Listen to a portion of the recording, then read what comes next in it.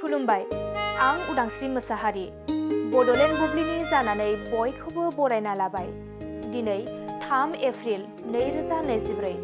नोंथांमोननो बड'लेण्ड बुब्लिया दिनैनि साना मा मानि थाखाय मिथिजायो एबा दिनैनि सानाव मा मा हाबाफारि फालिनाय जायो नोंथांमोननो फारि फारि बड'लेण्ड बुब्लिया फोरमायगोन।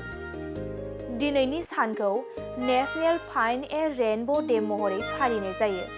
खोमसि फोथायनाय बायदिब्ला इंद्रधनुष एबा रेइनब' नागिरनायनि ओंथिया जाबाय मोजां लामाया नोंथांनि खाफालाव फैगोन। बे सानखौ जोंनि मिथिंगायारि मुलुगनि समायना आरो सोमोनांथावखौ दिन्थिनो थाखाय फालिनाय जायो।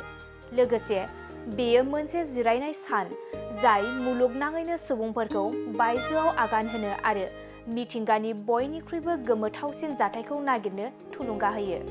बेनि अनगायैबो दिनैनि सानखौनो world party day, independent artist day आरो वर्ल्ड क्लाउड डे महरैबो फालिनाय जायो।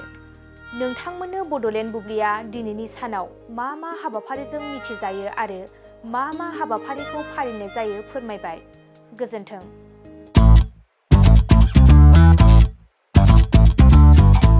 गोजोनथाव खौरां! नोंथाङा नोंथांनि गला एबा अफिस फसंथानफोरखौ जोंख्लाब माख्लाब साजायनो गोसो गैया नामा? नोंथांनि गलाफोरखौ बायदि बायदि रोखोमनि जोंख्लाब माख्लाब खालामनानै साजायनो थाखाय क'क्राझार नोगोरनि सिङाव थानाय गौरां भेलि हटेल साखाथियाव चाणक्य आर्ट एन्ड डिजाइन गलाया लानानै फैदों बायदि बायदि रोखोमनि आर्ट डिजाइन। क'क्राझार नोगोरनि सिङाव थानाय गौरां भेलि हटेल साखाथियाव चाणक्य आर्ट एन्ड डिजाइन गलाया नोंथांमोननि थाखाय लानानै फैदों नोंथांनि गलाखौ जोंख्लाब माख्लाब खालामनो गोबां रोखोमनि आर्ट डिजाइन।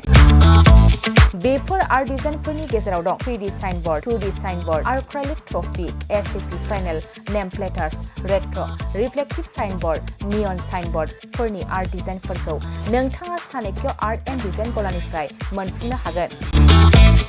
बेनि अनगायैबो इनग्रेभिं सार्भिस, आर्क्राइलिक लेटार काटिं, MDF जालि काटिं, लग', ग्राफिक्स डिजाइन आरो कास्टमाइज गिफ्ट आइटेम्सफोरखौ नोंथांमोननि गलानि थाखाय चाणक्य आर्ट एन्ड डिजाइन गलाया लानानै फैदों आर्ट डिजाइन। गोबां बाथ्रा मिथिनो थाखाय नोंथाङा नैबे 9706125636 6800981649 जानबुं नम्बरनि गेजेरजों खौरां लाहरनो हागोन।